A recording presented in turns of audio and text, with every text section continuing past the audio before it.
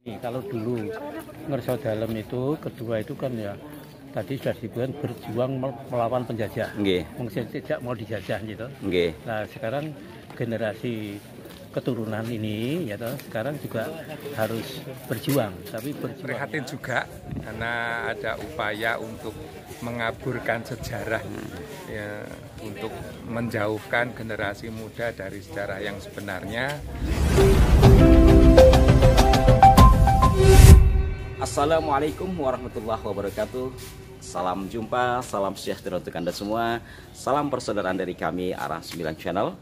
Saudara-saudaraku, saat ini saya berada di Komplek Pemakaman Raja-Raja dan Pendiri Mataram Islam di Kota Gede, Ngayogyakarta, Hadiningrat. Dalam kesempatan kali ini kami akan menginformasikan kegiatan dari Terah Sri Sultan Hamengkubuwono II di dalam merayakan hari ulang tahun paguyubannya, yakni paguyuban Terah HB2.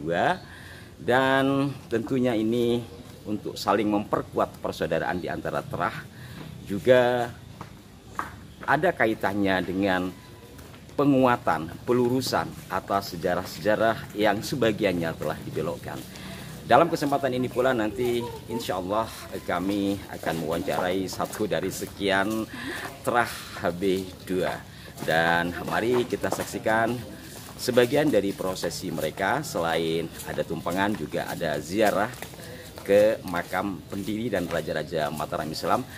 Dan kecuali itu juga di komplek makam ini ada makam dari Sri Sultan Hamengkubuwono II karena beliau wafat dalam kondisi perang Jawa, sehingga beliau tidak dimakamkan di Jimatan tetapi dimakamkan di sini. Dan di sini pula bersemayam putra beliau yang pada saat itu digadang-gadang sebagai putra mahkota, seorang tokoh yang menjadi saksi dari Geger Sepahi, yaitu Pangeran Mangkubumi, di mana Pangeran Mangkubumi ini wafat di Ambon di dalam pembuangan oleh Belanda, tetapi kemudian jenazahnya dibawa ke Jogja dan dimakamkan di pemakaman raja-raja dan pendiri Mataram Islam ini. Mari kita ikuti kegiatan dari Terah HB2.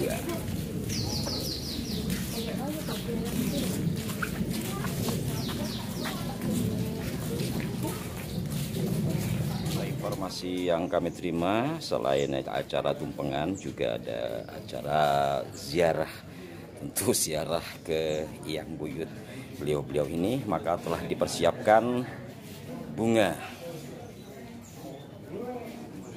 Ini adalah keluarga besar dari Sri Sultan Hamengkubuwono II. Wow, ada Raden Dibyo. Saya Pade. Dan Dibyo, ini dalam rangka acara ulang tahun paguyuban HB2 yang ke 28. Ini ada kaitannya nggak dengan pelurusan sejarah itu? Ya, ini salah satu. Barangkali ada yang bisa disampaikan kepada masyarakat Indonesia dari Sri Sultan Hamengkubuwono II ini sebagai pejuang ya. Monggo Romo. Saya kira tidak ada ya. Kita satu-satunya sultan yang tidak mau bekerja sama dengan Belanda cuma HB2. Oh begitu? Iya. Oh berarti panjenengan bisa mewarisi sikap tegas dari Sri Sultan Hamengkubuwono II ya? Beliau kan dijuluki Sultan Pemberontak. Iya, karena tidak mau kerjasama dengan Batavia itu dengan Belanda. Iya, belakangan ini banyak pembelokan sejarah ya atas sejarah-sejarah Mataram. Panjenengan bagaimana menilainya? Ini pakarnya ini. Pembelokan sejarah. Oh larinya ke dan Dibyo juga. Nah, ini pakarnya dia. Kita di Arbitra sudah ada apa namanya yang dibangun. Oh, nanti minta waktunya dan Dibyo untuk ya membahas hal-hal yang perlu dibahas lah. Ya.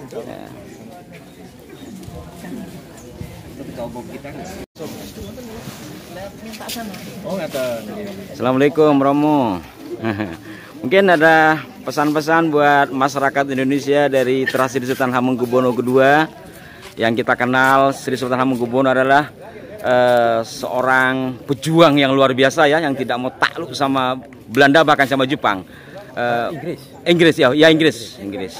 Barangkali ada yang ingin disampaikan ke seluruh Trah Hamengkubuwono di Indonesia atau juga kepada masyarakat Indonesia, Romo? Ya, untuk sekarang atau yang akan datang? Sekarang dan yang akan datang, Romo. Jadi yang perlu itu begini, kalau dulu ngerso dalam itu kedua itu kan ya tadi sudah disebutkan berjuang melawan penjajah. Mungkin sejak mau dijajah gitu. Nah sekarang generasi keturunan ini ya sekarang juga harus berjuang, tapi berjuangnya yaitu berjuang terhadap masih adanya kebodohan dan karena kebodohan ya kemiskinan gitu.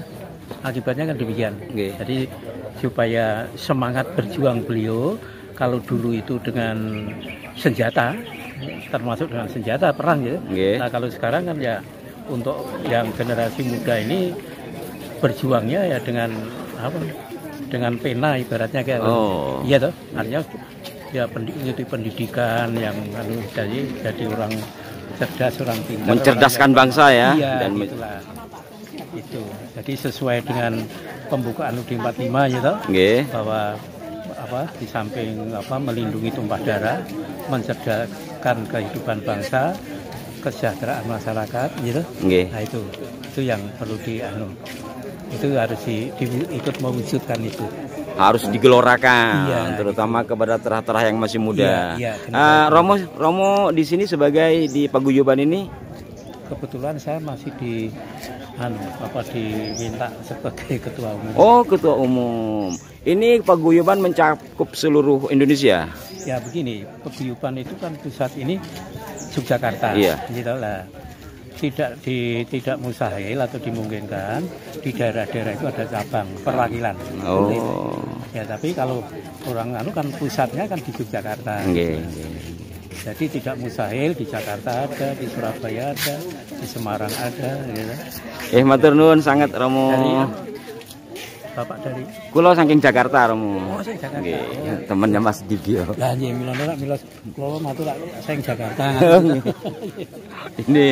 Wah ini ada jagoannya ini. Selamat malam. ini acara ulang tahun. Yang keberapa ini? Ke-28. 28 ya? Ya, sudah 28. Di usia yang 28 ini barangkali ada yang perlu disampaikan kepada semua trah khususnya. Yang pertama, mari bersama-sama untuk bagaimana Eyang HB2 itu menjadi pahlawan nasional. Itu yang pertama.